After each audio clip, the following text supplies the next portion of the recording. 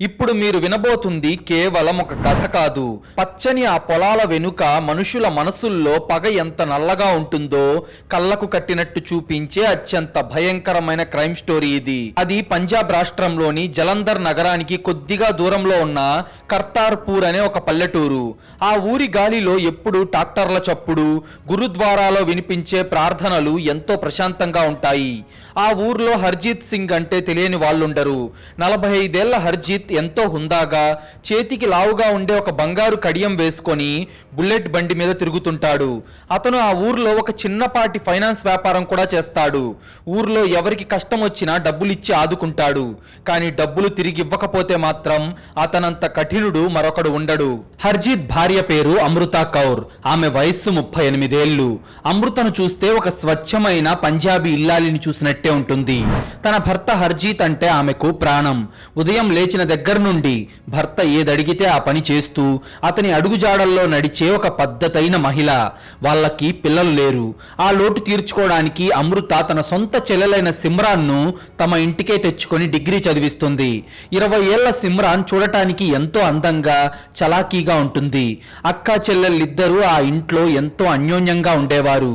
ఊర్లో వాళ్ళందరికీ ఆ కుటుంబం అంటే ఎంతో గౌరవం. కానీ ఆ ప్రశాంతమైన కుటుంబంలో ఒక భయంకరమైన తుఫాను రాబోతుందని ఎవరికీ తెలియలేదు. ఒకసారి ఈ పంజాబీ ఫ్యామిలీని ఊహించుకోండి. బయటకి ఎంతో పర్ఫెక్ట్గా కనిపిస్తున్న ఈ ముగ్గురి మధ్య కంటికి కనిపించని ఒక తుఫాను రాబోతుందని ఎవరూ పసిగట్టలేరు. అదొక చలికాలపు రాత్రి. దట్టమైన పొగమంచు పంజాబ్ పొలాలను కమ్మేసుంది. రాత్రి సరిగ్గా 9 గంటల సమయంలో హర్జీత్ ఇంట్లో భోజనం చేసి పొలం దగ్గర నీళ్ల మోటార్ ఆన్ చేసి వస్తాను, అలాగే బల్విందర్ గాడు వడ్డీ డబ్బులు ఇస్తానన్నాడు, వాణ్ణి కూడా కలిసి వస్తాను అని తన భార్యకు చెప్పి తన బుల్లెట్ బండి తీసుకొని చీకట్లో ఆ పొగమంచులోకి వెళ్లిపోయాడు. రాత్రి 12 అయింది, 1 అయింది, 2 అయింది. అలా సుమారుగా ఉదయం 5 గంటల సమయమైంది. కానీ హర్జీత్ ఇంటికి తిరిగి రాలేదు. దాంతో అమృతకు కంగారు మొదలైంది. హర్జీత్ కు 100 సార్లు ఫోన్ చేసింది. ఫోన్ స్విచ్ ఆఫ్ అని వస్తుంది. తన చెల్లెలు సిమ్రాన్ను నిద్రలేపి ఆమెతో కూడా ఫోన్ చేయించింది. కానీ హర్జీత్ ఫోన్ స్విచ్ ఆఫ్ అనే వస్తుంది. సిమ్రాన్ ఏమో తన అక్క పక్కన కూర్చొని ధైర్యం చెప్తుంది. బావ ఎక్కడికి వెళ్తాడులే అక్క, ఎవరి దగ్గరైనా మందు పార్టీలో కూర్చొని ఉంటాడులే, పొద్దునయ్యేసరికి వచ్చేస్తాడులే అని నచ్చజెప్పే ప్రయత్నం చేసింది. కానీ అమృత మనస్సులో ఏదో తెలియని కంగారు మొదలైంది. అలా ఇంకో 2 గంటలు గడిచింది. అప్పుడు సమయం ఉదయం 7 గంటలవుతుంది. కానీ హర్జీత్ ఇంకా ఇంటికి రాలేదు. అతని ఫోన్ కూడా పనిచేయడం లేదు. పొలం దగ్గరికి వెళ్లి చూస్తే హర్జీత్ బుల్లెట్ బండి మోటార్ రూమ్ పక్కనే స్టాండ్ వేసింది. తాళాలు కూడా దానికే ఉన్నాయి. కానీ అక్కడ హర్జీత్ లేడు. దాంతో వెంటనే ఊరి సర్పంచ్ పోలీసులకు సమాచారం ఇచ్చాడు. Jalandhar crime branch inspector Rajveer Singh తన జీపులో టీంతో సహా ఊర్లోకి వచ్చి నేరుగా హర్జీత్ ఇంటికి వెళ్ళాడు. అక్కడ అమృత ఏడుపు చూసి రాజ్వీర్కే ఒక క్షణం జాలేసింది. కళ్ళు వాచిపోయి పిచ్చిదానిలా భర్త ఫోటో పట్టుకొని ఆమె కుమిలి కుమిలి ఏడుస్తుంది. అప్పుడు రాజ్వీర్ ఆమెతో, ఏమ్మా అమృత, మీ ఆయనకు ఎవరితోనైనా పాత పగలున్నాయా, నీకెవరి మీదైనా అనుమానం ఉందా అని అడగ్గా అమృత కన్నీళ్లు తుడుచుకుంటూ, నా భర్తకు శత్రువులు ఎవరూ లేరు సార్, ఆయన అందరికీ సహాయం చేసే మనిషి, కానీ వడ్డీ డబ్బుల విషయంలో ఆ బల్విందర్ సింగ్ గాడితో మొన్ననే కొద్దిగా గొడవ పడ్డాడు సార్, రాత్రి వాడి దగ్గరికే వెళ్తున్నా అని చెప్పి వెళ్ళాడు అని చెప్పింది అమృత. అది విని రాజ్వీర్ సింగ్ మైండ్ స్పీడ్ గా పనిచేసింది. ఫైనాన్స్ వ్యాపారం కాబట్టి ఖచ్చితంగా ఇది డబ్బుల గొడవే అయి ఉంటుందని అతను ఫిక్స్ అయ్యాడు. వెంటనే పోలీసుల జీపులు బల్విందర్ ఇంటి ముందు ఆగాయి. బల్విందర్ ను చొక్కా పట్టుకుని లాక్కొచ్చి పోలీసులు జీపులో పడేశారు. అతనితో పాటు హర్జీత్ యొక్క ఇంకో 2 పాత శత్రువులను కూడా స్టేషన్ కు లాక్కెళ్లారు. పోలీస్ స్టేషన్ లో ఇంట్రాగేషన్ మొదలైంది. రాజ్వీర్ సింగ్ లాఠీకి పని చెప్పాడు. ఒళ్ళంతా కమిలిన లాఠీ దెబ్బలతో ఏడుస్తున్న బల్విందర్ సింగ్ తో, నిజం చెప్పురా బల్విందర్, డబ్బులు ఇవ్వలేక హర్జీత్ ను పొలం దగ్గర చంపేశావు కదరా, శవాన్ని ఎక్కడ పాతేశావురా అని గట్టిగా అరిచాడు రాజ్వీర్. దానికి బల్విందర్ 2 చేతులు జోడించి బోరున ఏడుస్తూ, సార్, నా పెళ్ళాం పిల్లల మీద ఒట్టు సార్, నేను చంపలేదు సార్, నిన్న రాత్రి అసలు హర్జీత్ నా దగ్గరికే రాలేదు సార్, ఎందుకంటే నేను రాత్రి 8 గంటలకే నా పెళ్ళాం పిల్లల్ని తీసుకొని అమృత్సర్ లో ఉన్న మా చుట్టాల ఇంట్లో జరిగిన పెళ్లికి వెళ్ళాను సార్, మీరు నమ్మకపోతే నేను ఏ గురుద్వారాలో అయినా ప్రమాణం చేస్తాను సార్ అని ఏడ్చాడు బల్విందర్. రాజ్వీర్ వెంటనే బల్విందర్ చెప్పిన మాటలను క్రాస్ చెక్ చేశాడు.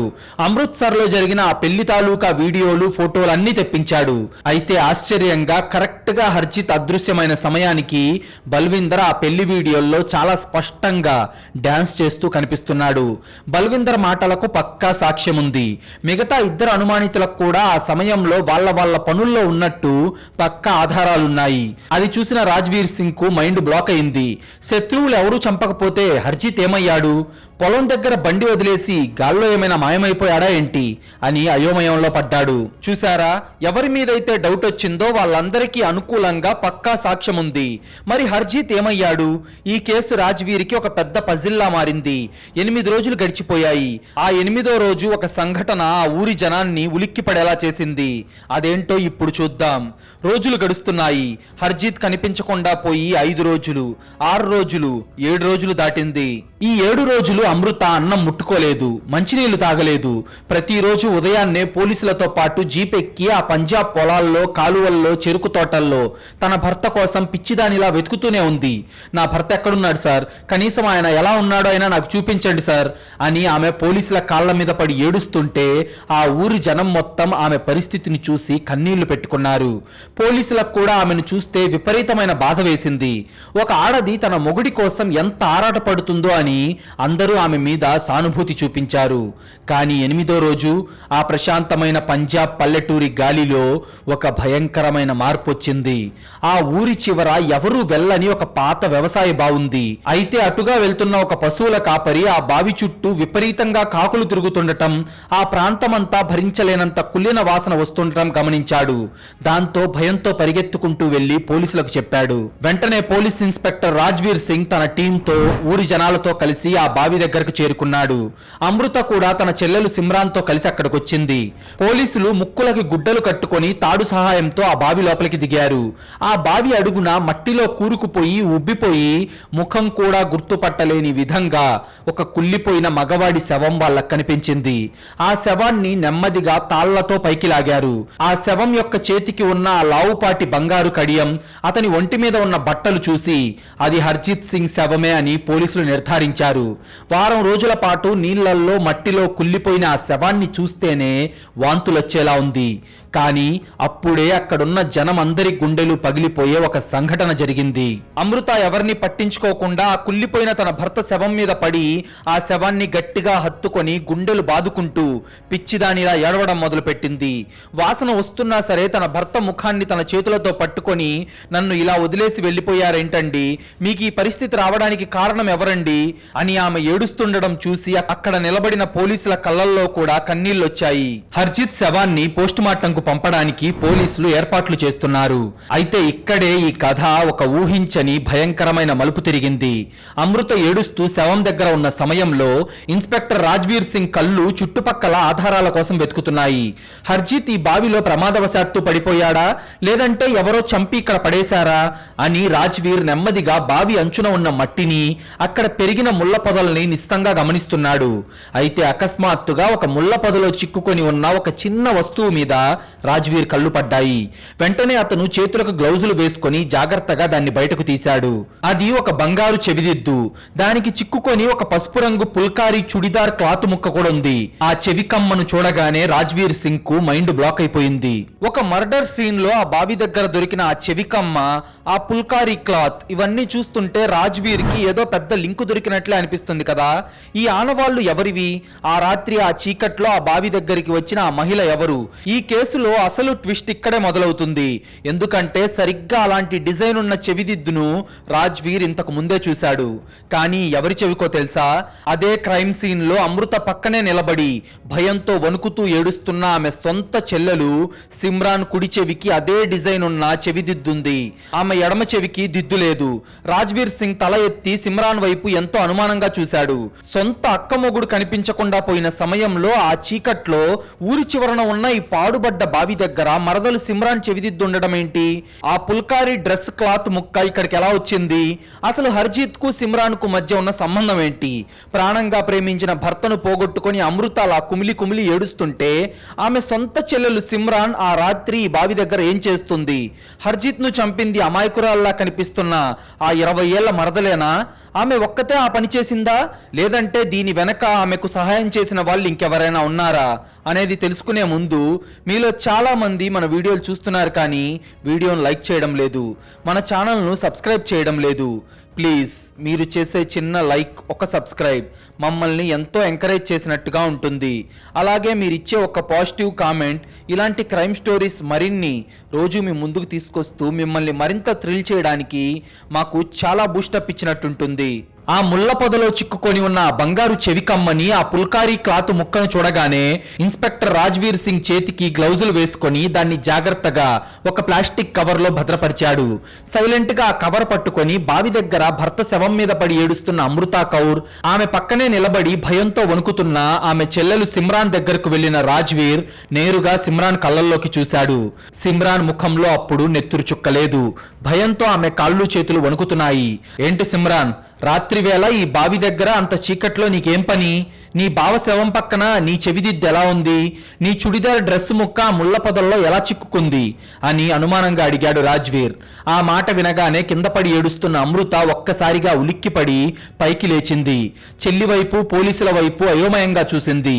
అప్పుడు సిమ్రాన్ భయంతో వెనక్కి అడుగులు వేస్తూ, సార్ నాకు తెలియదు సార్, అది నా చెవిదిద్దు కాదు, నేను రాలేదు సార్ ఇక్కడికి అని తడబడుతూ అబద్ధం చెప్పడానికి ట్రై చేసింది.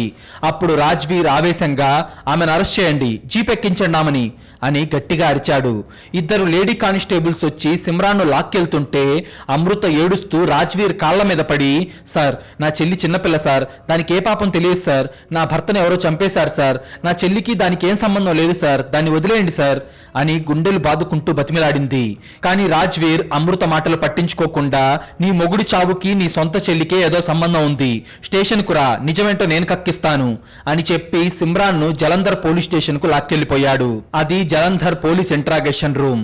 సిమ్రాన్ కుర్చీలో కూర్చొని ఏడుస్తుంది. బయట అమృత తన చెల్లిని వదిలేయమని కన్నీరు మున్నీరుగా ఏడుస్తుంది. రాజ్వీర్ సింగ్ లోపలికొచ్చి, చూడు సిమ్రాన్, నీ వయసు 20 ఏళ్లు, నీ మీద మర్డర్ కేసు బుక్ చేస్తే నీ జీవితం మొత్తం జైలు గోడల మధ్య కుళ్ళిపోతుంది. మర్యాదగా నిజం చెప్పు, హర్జీత్ కు నీకు ఉన్న సంబంధం ఏంటి? వాడిని అసలు ఎందుకు చంపావు అని గట్టిగా అరిచాడు. అప్పుడు సిమ్రాన్ గుండె పగిలిపోయేలా ఏడుస్తూ 2 చేతులతో ముఖం కప్పుకొని ఒక పచ్చి నిజాన్ని బయట పెట్టింది. ఆ నిజం వింటే ఎవరికైనా అసహ్యం వేస్తుంది. అవును సార్, నాకు నా బావ హర్జీత్ కు మధ్య సంబంధం ఉంది అని ఒప్పుకుంది సిమ్రాన్. సరిగ్గా అప్పుడే తలుపు సందులో నుంచి ఆ మాట విన్న అమృత అయ్యో దేవుడా అని అరుస్తూ గుండె పట్టుకొని అక్కడికక్కడే షాక్ తో కింద పడి స్పృహ తప్పిపోయింది. తన సొంత చెల్లెలు తను ప్రాణంగా ప్రేమించిన భర్తతో పడుకుందన్న నిజం ఆమెను కుప్పకూల్చేసింది. లేడీ కానిస్టేబుల్స్ అమృతను పక్క గదిలోకి తీసుకెళ్లి నీళ్లు చల్లి ఆమెకు సర్ది చెప్తున్నారు. ఇటు సిమ్రాన్ కన్నీళ్లు పెట్టుకుంటూ అసలు నిజం చెప్పడం మొదలుపెట్టింది. సార్, నా బావ ఒక రాక్షసుడు సార్. నేను ఇంటికి చదువుకోవడానికి వచ్చిన కొత్తలో మా అక్క లేని టైం చూసి నాకు మాయమాటలు చెప్పేవాడు. దాంతో నేను వాడి వలలో పడిపోయాను సార్. మా అక్కకు నేను ద్రోహం చేస్తున్నానని తెలిసి దూరం పెట్టాలని చూసినప్పుడల్లా వాడు నాతో ఉన్న ప్రైవేట్ ఫోటోలు, వీడియోలు చూపించి నన్ను బ్లాక్మెయిల్ చేసేవాడు సార్. నీ అక్కకు ఈ ఫోటోలు చూపిస్తాను, ఊరంతా ఈ ఫోటోలను పంచుతాను, అప్పుడు నీ అక్క గుండె ఆగి చచ్చిపోతుంది అని బెదిరించి 3 ఏళ్లుగా నన్ను ఒక బజారు మనిషి కంటే దారుణంగా వాడుకున్నాడు సార్ అని ఏడుస్తూ చెప్పింది సిమ్రాన్. అది విన్న రాజ్వీర్ కు హర్జీత్ సైకోయిజం అర్థమై, సరే మరి ఆ రోజు రాత్రి ఏం జరిగింది అని అడగ్గా, ఆ రోజు రాత్రి వాడు ఫైనాన్స్ డబ్బులు వసూలు చేసుకొని నేరుగా ఊరి చివర ఉన్న ఆ పాడుబడిన బావి దగ్గరకు వెళ్లి నాకు ఫోన్ చేశాడు సార్. అక్కడికి రాకపోతే నీ ఫోటోలు నెట్లో పెడతాను అని బెదిరించాడు. అది విన్న నేను భయంతో ఆ పొగమంచులోనే ఎవరికీ కనపడకుండా మా అక్కకి ఫ్రెండ్ ఇంటికి వెళ్తున్నాను అని చెప్పి మా బావ దగ్గరికి వెళ్ళాను సార్. అక్కడ నాకు వాడికి మాటా పెరిగి వాడితో విపరీతంగా గొడవ పడ్డాను. ఆ పెనుగులాటలోనే నా నా చెవి కమ్మ తెగిపోయి పడుంటుంది సార్. నా చుడీదార్ క్లాత్ కూడా ఆ ముళ్ళ పొదల్లోనే చిక్కుకొని ఉండొచ్చు. నేను వాడి ఫోన్ లాక్కొని పగలగొట్టి వాడిని గట్టిగా నెట్టేసి నా ప్రాణాలు కాపాడుకోవడానికి అక్కడి నుండి పారిపోయి ఇంటికి వచ్చేసాను సార్. ఆ టెన్షన్ లోనే నేను ఆ చెవిదిద్దు గురించి కానీ నా డ్రెస్ చిరిగిన ముక్క గురించి కానీ నేను పట్టించుకోలేదు. కానీ దేవుడి మీద ఒట్టు సార్, నేను వచ్చేసరికి నా బావ బతికే ఉన్నాడు, వాడిని నేను చంపలేదు సార్ అని భోరున ఏడ్చింది సిమ్రాన్. అదంతా విని రాజ్వీర్ కు క్లారిటీ వచ్చింది. అంటే సిమ్రాన్ వాడిని నెట్టేసి పారిపోలేదు. ఆ కోపంలో వెనకాల నుండి రాడ్డుతో వాడి తల మీద కొట్టి చంపేసి ఆ శవాన్ని బావిలోకి తోసేసి వచ్చింది. ఇది ఆవేశంలో జరిగిన హత్య, కేసు క్లోజ్ అని రాజ్వీర్ ఫిక్స్ అయిపోయాడు. సిమ్రాన్ ని జైలుకు పంపించడానికి రిమాండ్ రాసి ఫైల్ రెడీ చేశాడు. మరుసటి రోజు ఉదయం సమయం 10 గంటలవుతుంది. రాజ్వీర్ సింగ్ సిమ్రాన్ ను కోర్టులో ప్రవేశపెట్టడానికి జీపెక్కిస్తున్నాడు. సరిగ్గా అప్పుడే జలంధర్ ప్రభుత్వ ఆసుపత్రి నుండి చీఫ్ ఫోరెన్సిక్ డాక్టర్ ఫోన్ చేసి కంగారుగా మాట్లాడుతూ, రాజ్వీర్, సిమ్రాన్ అరెస్ట్ చేయకు, ఆ అమ్మాయి అబద్ధం చెప్పడం లేదు, ఆమె హరిజిత్ ను చంపలేదు అని గట్టిగా అరిచాడు. అంతే, అది విని రాజ్వీర్ కు దిమ్మ తిరిగిపోయింది. ఏంటి డాక్టర్ మీరనేది? ఆమెకు వాడితో ఎఫ్ఐఆర్ ఉంది, వాడిని చంపే మోటివ్ ఆమెకు పక్కాగా ఉంది, ఆ బావి దగ్గర ఆమె చెవి కమ్మ కూడా దొరికింది సార్, ఇవన్నీ పక్కా ఆధారాలు అన్నాడు రాజ్వీర్. ఒక కేసు ఇక క్లోజ్ అయిపోయింది అనుకున్నప్పుడు ఫోరెన్సిక్ సైన్స్ ఇచ్చే ట్విస్టులు ఎలా ఉంటాయో చూడండి. డాక్టర్ చెప్పే ఆ డయాటమ్స్ లాజిక్ వింటే ఎవరైనా షాక్ అవ్వాల్సిందే. ఆ సైంటిఫిక్ రిపోర్ట్ ఈ మర్డర్ మిస్టరీని ఒక ఇంపాసిబుల్ క్రైమ్ లా ఎలా మార్చేసిందో ఇప్పుడు చూద్దాం. ఫోరెన్సిక్ డాక్టర్ చెప్పిన ఒక భయంకరమైన మెడికల్ లాజిక్ రాజ్వీర్ సింగ్ నరాల్లో రక్తాన్ని గడ్డకట్టేలా చేసింది. లేదు రాజ్వీర్, మెడికల్ సైన్స్ అబద్ధం చెప్పదు. హర్జిత్ సింగ్ కడుపులో వ్యవసాయానికి వాడే పురుగుల మందు ఆనవాళ్లు దొరికాయి. అతనికి ఆ పురుగుల మందు తాపించి చంపి ఆ తర్వాతనే బావిలో పడేశారు. ఒక మనిషి బతికొండగా నీళ్లున్న బావిలో పడిపోతే వాడు ప్రాణభయంతో గాలి కోసం శ్వాస పీల్చడానికి ట్రై చేస్తాడు. అప్పుడు ఆ బావిలోని నీళ్లు అతని ఊపిరితిత్తుల్లోకి వెళ్లిపోతాయి. ఆ నీళ్లలో ఉండే డయాటమ్స్ అతని రక్తంలో ఊపిరితిత్తుల్లో ఉండిపోతాయి. కానీ హర్జిత్ ఊపిరితిత్తులను కోసి చూస్తే లోపల ఒక్క చుక్క నీరు కూడా లేదు. అతని ఊపిరితిత్తులు పూర్తిగా డ్రైగా ఉన్నాయి రాజ్వీర్. దీని అర్థం ఏంటో తెలుసా? హర్జిత్ బావిలో పడి ఊపిరాడక చావలేదు, అతన్ని వేరే ఎక్కడో ముందే ఊపిరి ఆపేసి చంపేశారు. అతను పూర్తిగా చచ్చిపోయిన తర్వాత ఆ డెడ్ బాడీని తీసుకొచ్చి ఈ బావిలో పడేశారు. చనిపోయిన బాడీకి శ్వాస ఉండదు కాబట్టి నీళ్లు లోపలికి వెళ్ళలేదు అని డాక్టర్ చెప్పిన ఆ పాయింట్ వినగానే రాజ్వీర్ కు చెమటలు పట్టాయి. అంటే హర్జిత్ ను వేరే ఎక్కడో పురుగుల మందుతో చంపారు. లాజిక్ ప్రకారం చూసుకుంటే ఒక 20 ఏళ్ల బక్కపలచటి అమ్మాయి అయిన సిమ్రాన్ 80 కిలోల బరువు ఉండే హర్జిత్ డెడ్ బాడీని ఎక్కడో చంపి తన భుజాల మీద మోసుకుంటూ ఆ పొలాల మధ్య కిలోమీటర్ల దూరం కొద్దీ నడిచొచ్చి ఆ బావిలో పడేయడం 100% అసాధ్యం. సో సిమ్రాన్ కు ఈ మర్డర్ కు సంబంధం లేదు. కానీ ఎవరో కావాలనే సిమ్రాన్ చెవిదిద్దును, ఆమె డ్రెస్ ముక్కను ఆ బావి దగ్గర పడేశారు. ఎందుకంటే పోలీసుల ఇన్వెస్టిగేషన్ సిమ్రాన్ వైపు వెళ్లాలని ప్లాన్ వేసిన పక్కా స్కెచ్ ఇది. ఒక మర్డర్ కేసులో ఇన్ని సైకలాజికల్ మలుపులేంట్రా అని రాజ్వీర్ కి బుర్ర బద్దలైపోయింది. దాంతో వెంటనే రాజ్వీర్ సిమ్రాన్ ను వదిలేసి జీప్ తీసుకొని మళ్ళీ ఆ పాడుబడిన బావి దగ్గరకు వెళ్ళాడు. హర్జిత్ ను చంపింది సిమ్రాన్ కాదు, వాడి డెడ్ బాడీని వేరే ఎక్కడో చంపి ఇక్కడికి తెచ్చారు. ఆ 80 కిలోల శవాన్ని చేతులతో మోసుకురాలేరు కదా, మరి దాన్ని ఎలా తెచ్చారు అని రాజ్వీర్ ఆ బావి చుట్టూ ఉన్న మట్టిని భూతద్దంతో వెతకడం మొదలు పెట్టాడు. హర్జిత్ అదృశ్యమైన ఆ రాత్రి పంజాబ్ లో వర్షం పడింది. నేలంతా బురదగా మారింది. ఆ తర్వాత ఎండకు ఆ బురద ఎండిపోయి ఆ రాత్రి పడిన గుర్తులు మట్టిలో గట్టిపడిపోయాయి. అలా వెతుకుతున్న రాజ్వీర్ కు బావికి ఒక 20 అడుగుల దూరంలో మట్టిలో ఒక వింతైన గుర్తు కనిపించింది. అవి ట్రాక్టర్ టైర్ల గుర్తులు కావు, అలాగే కారు టైర్ల గుర్తులు కూడా కావు. అవి చాలా సన్నగా 2 స్ట్రైట్ గీతల్లా ఉన్నాయి. ఆ గుర్తుల మధ్యలో ఒక మనిషి చెప్పుల గుర్తులు బరువుగా నడిచినట్టు ముద్రపడున్నాయి. రాజ్వీర్ ఒక రైతు బిడ్డ కావడంతో అతనికి వెంటనే అర్థమైంది అవి పల్లెటూర్లలో రైతులు వాడుకునే వ్యవసాయ తోపుడు బండి చక్రాల గుర్తులు అని. ఇనుప చక్రాలు బురదలో దిగబడిన గుర్తులవి. లాజిక్ దొరికిపోయింది. హంతకుడు హర్జిత్ శవాన్ని గోనె సంచిలో కుక్కి ఆ తోపుడు బండి మీద పెట్టుకుని రాత్రిపూట ఎవరికీ కనపడకుండా లాక్కుంటూ వచ్చి ఈ బావిలో పడేశాడు అని అర్థమై రాజ్వీర్ సింగ్ తన తుపాకీ తీసుకొని 2 కానిస్టేబుల్స్ ను వెనకరమ్మని సైగ చేశాడు. ఆ తోపుడు బండి చక్రాల గుర్తులను ఫాలో అవుతూ ఆ పంజాబ్ పొలాల గట్ల వెంట నడవడం మొదలు పెట్టాడు. అది ఎక్కువ ఎక్కువగా జనసంచారం లేని దారి కావడంతో ఆ గుర్తులు వారం రోజులైనా కానీ స్పష్టంగా కనిపిస్తున్నాయి. అలా మెల్లగా ఆ గుర్తులు ఊరి పొలిమేరను దాటి ఊరు లోపలికి ఎంటర్ అయ్యాయి. ఊర్లోకి వెళ్తున్న కొద్దీ రాజ్వీర్ సింగ్ గుండె వేగం పెరిగింది. ఆ ట్రాక్ ఎవరి ఇంటికి దారి తీస్తుందో అని ఊపిరి బిగబట్టి ఫాలో అవుతున్నాడు. అయితే కాసేపటికి ఆ తోపుడు బండి గుర్తులు కరెక్ట్ గా ఒక ఇంటి పెరటి గుమ్మం దగ్గరకు వెళ్లి ఆగిపోయాయి. ఆ గేటు లోపల కూడా ఆ బండి చక్రాల ముద్రలు క్లియర్ గా కనిపిస్తున్నాయి. అయితే ఆ ఇల్లు మరెవరిదో కాదు, చనిపోయిన హర్జిత్ సింగ్ ఇల్లే. ఒక తోపుడు బండి చక్రాల గుర్తులు ఏకంగా కిల్లర్ ఇంటికే దారి చూపించాయి. ఆ ఇల్లు ఎవరిదో చూశాక రాజ్వీర్ సింగ్ షాక్ అయిపోయాడు. అంటే హంతకుడు బయటవాడు కాదు, హర్జిత్ ఇంట్లోనే ఉన్నాడు. ఈ కేసు ఇక క్లైమాక్స్ కు వచ్చేసింది. ఆ ఇంటి పెరట్లోనే వ్యవసాయానికి వాడే ఒక పాత ఇనుప తోపుడు బండి పార్క్ చేసుంది. దాని చక్రాలకు ఇంకా బురద అంటుకొనే ఉంది. అది చూసిన రాజ్వీర్ సింగ్ కు కాళ్లల్లో నుంచి వణుకు పుట్టింది. అంటే హర్జిత్ ఎక్కడో బయట చనిపోలేదు. ఆ రాత్రి హర్జిత్ తన ఇంట్లోనే చనిపోయాడు. వాడి శవాన్ని ఆ ఇంట్లోనే గోనె సంచిలో కుక్కి ఆ బండి మీద వేసుకొని బావి దగ్గరకు తీసుకెళ్లారు అని అర్థమైన రాజ్వీర్ సింగ్ తన గన్ను బయటకు తీసి సైలెంట్ గా గుమ్మం వెనక వైపు నుండి ఇంట్లోకి వెళ్ళాడు. హాల్లో ఎవరూ లేరు. దాంతో బెడ్రూమ్ లోకి వెళ్ళాడు. అక్కడ అమృత ఒంటరిగా మంచం మీద కూర్చొనుంది. ఆమె చేతిలో హర్జిత్ ఫోటో ఉంది. నోట్లో చీర కొంగు పెట్టుకొని వెక్కి వెక్కి ఏడుస్తుంది. లోపలికి వెళ్లిన రాజ్వీర్ సింగ్ తలుపేసి గడియ పెట్టాడు. అతని బూట్ల చప్పుడు విని అమృత తలపైకెత్తి, సార్, నా చెల్లిని వదిలేశారా సార్? నా భర్తను చంపిన వాడిని పట్టుకున్నారా సార్ అని కన్నీళ్లు కారుస్తూ అడిగింది. అది విన్న రాజ్వీర్ ఆవేశంగా, ఆపు నీ ఏడుపు నాటకాలు. వారం రోజుల నుండి ఊరందరినీ పోలీసులను పిచ్చోళ్ళని చేసి ఆడిస్తున్నావు కదే. నీ కన్నీళ్లకు ఊరంతా కరిగిపోయింది. కానీ నా కళ్ళను నువ్వు మోసం చేయలేవు అమృత. హర్జిత్ నువ్వు చెప్పినట్టు పొలం దగ్గర చావలేదు. వాడిని ఇంట్లోనే చంపేసి వాడి శవాన్ని మీ ఇంట్లో పెరట్లో ఉన్న ఆ తోపుడు బండి మీద వేసుకొని లాక్కొని వెళ్ళింది నువ్వే కదా అని గట్టిగా అరిచాడు.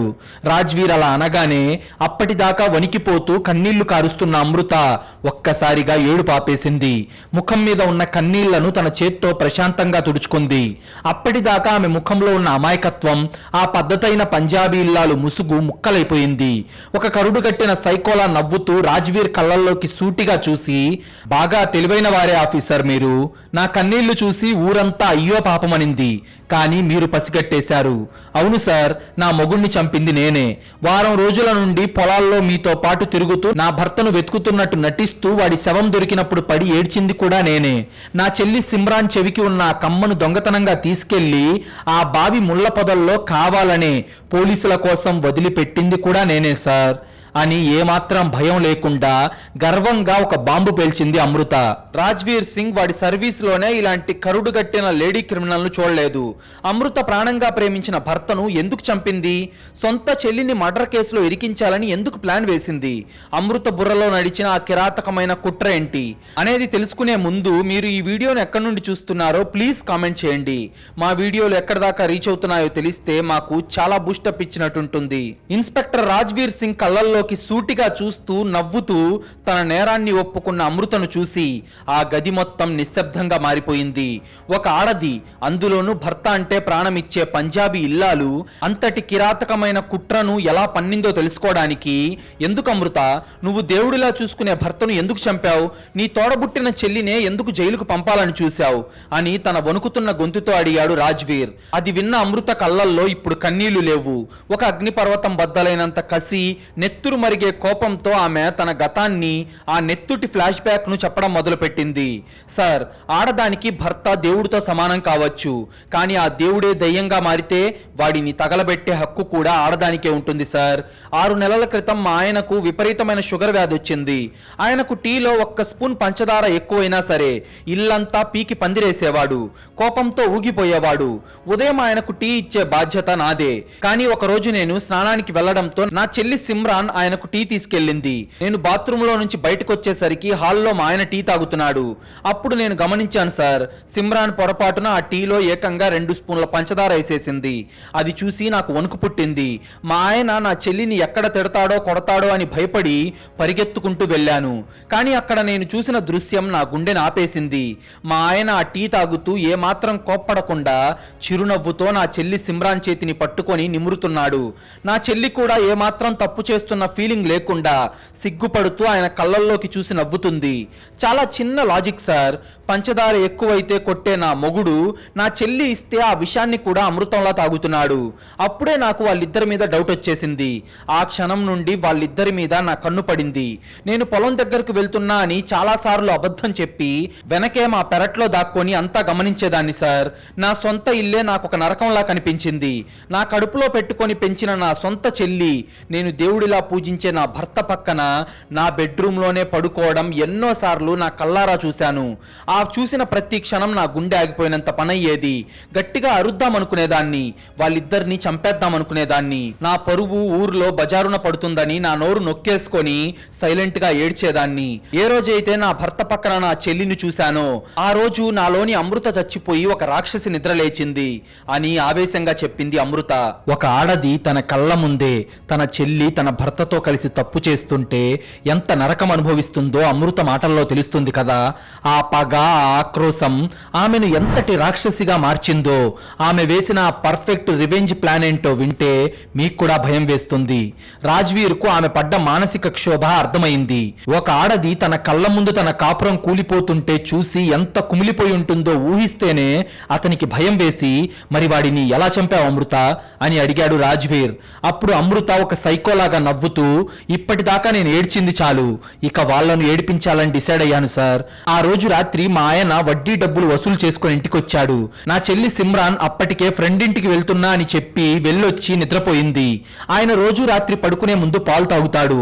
నేను ఆ పాలల్లో వ్యవసాయానికి వాడే రంగు వాసన లేని అత్యంత పవర్ఫుల్ అయిన పురుగుల మందును ఒక సీసా సగం వరకు కలిపేసి ఆ పాయిజన్ కలిపిన పాల గ్లాసుని ఎంతో ప్రేమగా తీసుకెళ్లి నా భర్త చేతికిచ్చాను. ఆయన ఏమాత్రం అనుమానం లేకుండా ఆ పాలు మొత్తం తాగేశాడు. అయితే మంచం మీద పడుకున్న సరిగ్గా 10 నిమిషాలకు నా భర్తకు అసలైన నరకం మొదలైంది. గొంతు పిసికేసినట్టు ఊపిరాడక కళ్ళు తేలేసి నోట్లో నుంచి నొరగల కక్కుకుంటూ ప్రాణభయంతో నా చేతులు పట్టుకొని బతిమిలాడాడు సార్.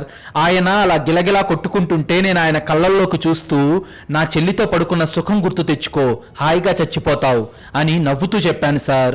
ఆ మాట వినగానే ఆయన కళ్ళల్లో నిజమైన భయం కనిపించింది. 5 నిమిషాలు నా కళ్ళ ముందే గిలగిలా కొట్టుకొని ప్రాణాలు వదిలాడు.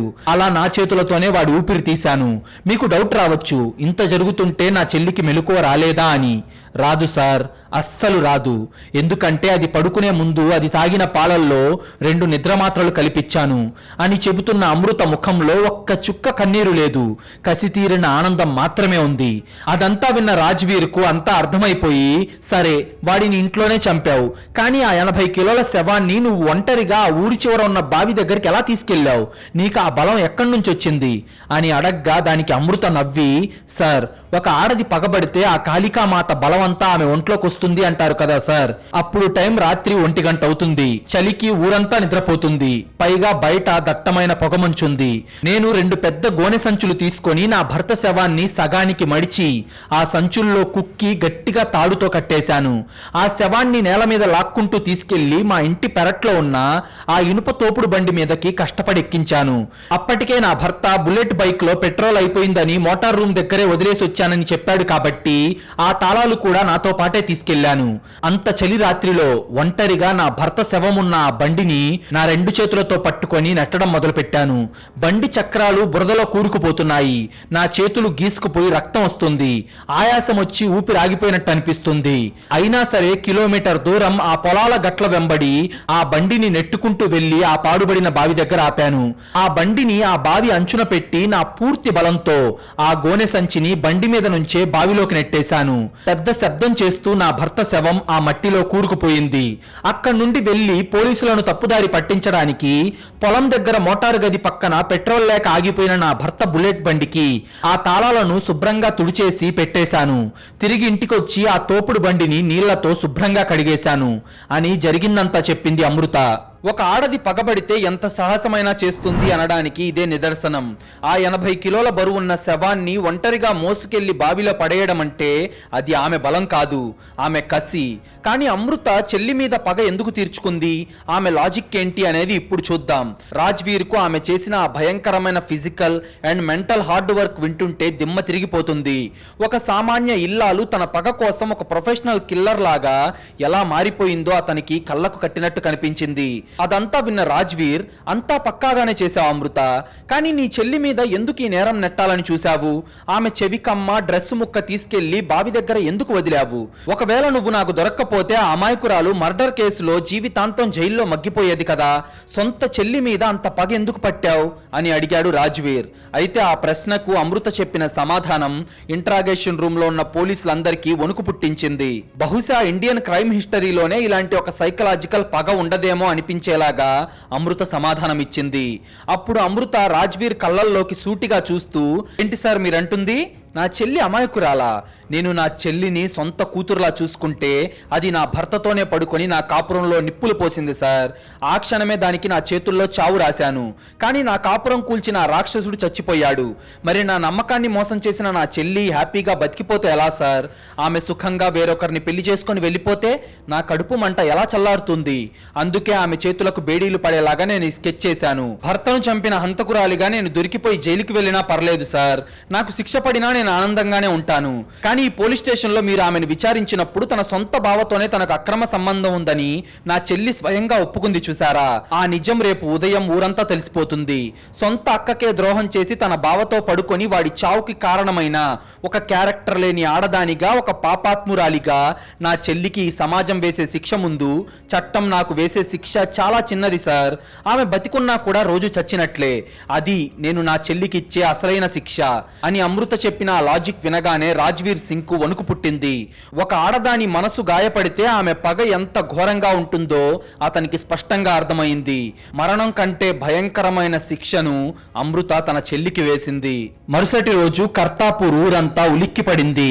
ప్రాణంగా ప్రేమించిన భర్త కోసం ఏడుస్తున్న అమృతే హంతకురాలు అని తెలిసి జనమంతా షాక్ అయ్యారు. కానీ సిమ్రాన్ కు బావతో ఉన్న అక్రమ సంబంధం తెలియగానే ఊరి జనాలంతా సిమ్రాన్ ముఖం మీద ఉమ్మేశారు.